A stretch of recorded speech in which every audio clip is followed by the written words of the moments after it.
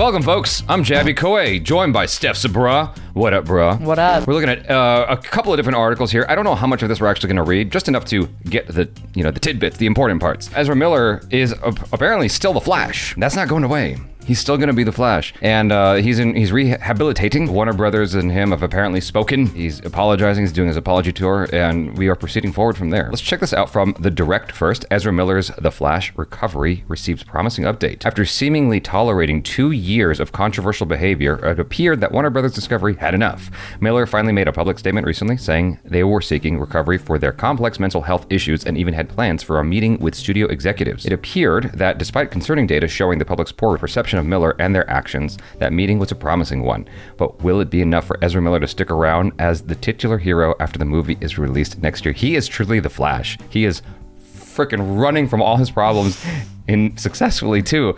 I mean, the fact that he can make a comeback after this is banana town to me. I know a lot of the accusations or allegations, there's not like total proof, but the ones that are clearly on video and just no comment at all about what actually happened is interesting. But I feel like at least they're getting help now. Yeah. That was the biggest thing. I just felt like their management team, the family, whoever is involved in Ezra's life, I felt like you need to at some point be like, okay, we need to get help. Yeah. According to Entertainment Weekly, Ezra Miller and their agent, Scott Metzger, had a very positive meeting on Wednesday, August 24th with new Warner Brothers Discovery executives Michael DeLuca and Pamela Abdi. The Hollywood Reporter mentioned that the meeting focused on Miller's continued commitment to The Flash while also apologizing for bringing negative attention to the production and the company. Recovery possible for The Flash? According to recent survey data, much of Ezra Miller's past behavior is dead weight, dangling from the movie as its impending release next year. But will this new strategy be enough to lift it out of controversy? At the moment, only time will tell if the data improves, with almost a year until its release in theaters. Another concern is whether Miller should be so easily forgiven after acting as a perpetrator in multiple controversies and potential crimes. But if they are actually seeking help for their complex mental health issues, then it's a start. That's the part. Potential crimes, like, bruh,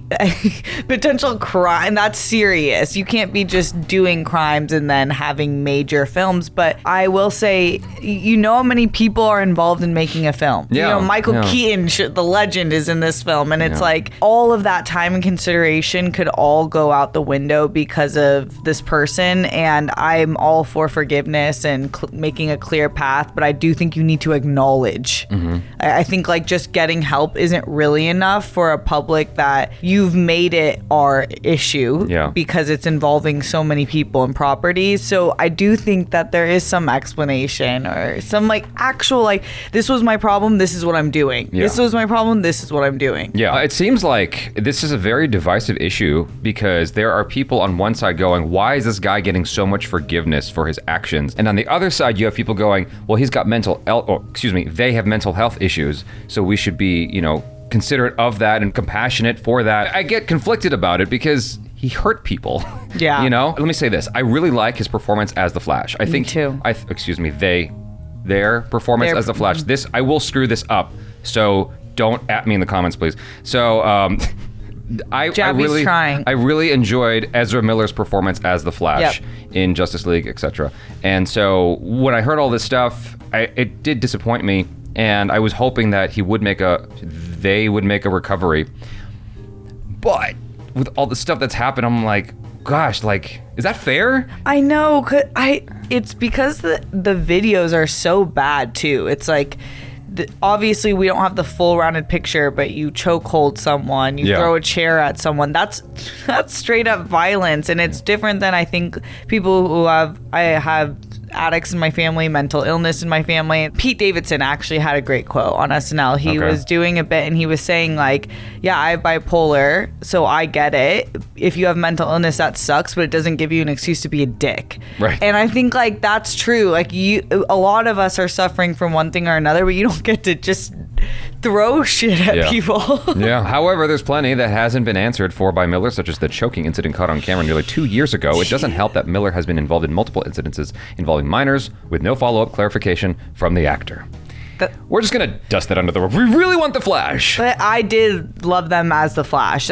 Justice League, actually, a lot of people don't agree with me, but they were my favorite part in the Justice League film. I loved their portrayal of the Flash. But It's bad. Yeah.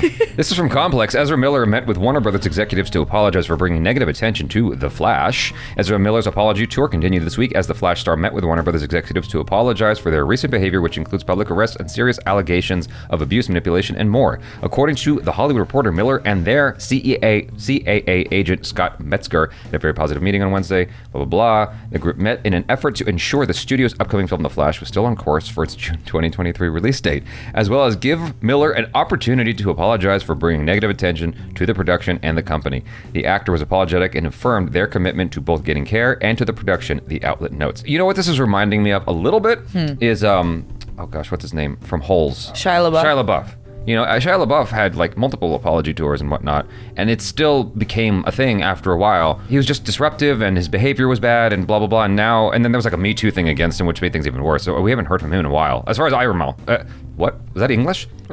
As far as I remember, as far as I recall. My hope is that this all works out favorable for everybody involved, including the people who were hurt. Hopefully they had a nice payoff. You know, and they don't have, you know, their mental health issues now as from the trauma of getting attacked or whatever. Hopefully they're okay. Hopefully everybody's okay at the end of the day, and we get our Flash movies, and the DCEU continues on, etc. So the news arrives just 2 weeks after Miller issued a statement on their mental health and included an apology to those alarmed and upset. That really bothered me, that line. But it just was kind of goofy to me, because it goes well beyond the scope of being alarmed and upset. Totally. You know? And it goes beyond the scope of apologizing to production and Warner Brothers. Like, yes, that's important, but I think the people you physically harmed are at the utmost importance of the totem pole. Yeah, exactly. Not to be redundant. I really do hope that Ezra Miller improves, you know, and heals and gets better. And ideally from here has, you know, I don't know who else to reference, like a Robert Downey Jr. comeback. You know, Robert Downey Jr. had some rough times with stuff in his past, and then he made the best recovery of his life. Like, maybe 10 years from now, it's going to be like, what? He did what back? You know, it's like, and Ezra Miller's like just killing it, you know, doing film after film successfully and cleaned up, and health is great. Yeah, there's so many lessons to be learned, including us as a society not like ready to kill with the pitchforks every time we hear certain things, but also accountability within one another. Like, I don't believe in this whole like you can never come back into society after you've messed up. Of course we always mess up, but I do think that how you mess up needs to be matched with how you recover, right? If not more. And I think that they can do a lot of cool stuff. A lot of people are suffering from mental illness and addiction problems, whatever it may be, and there is a way of recovery. But I think the silence of Warner Brothers, I know it's not all their fault, there's so much complications with business, but you have to be, there's a way that you can be a leader in this situation. It feels like they're just being like, let's just wait until it's all over. Yeah, totally. I believe in forgiveness as well. So I don't understand why you won't let me use your master bathroom again. I dropped a deuce once. It's not that big of a deal. I had to call 8 plumbers, Javi. It was very much a big deal. The first 7 weren't really plumbers, to be fair. They were all strippers. Just randos singing the YMCA.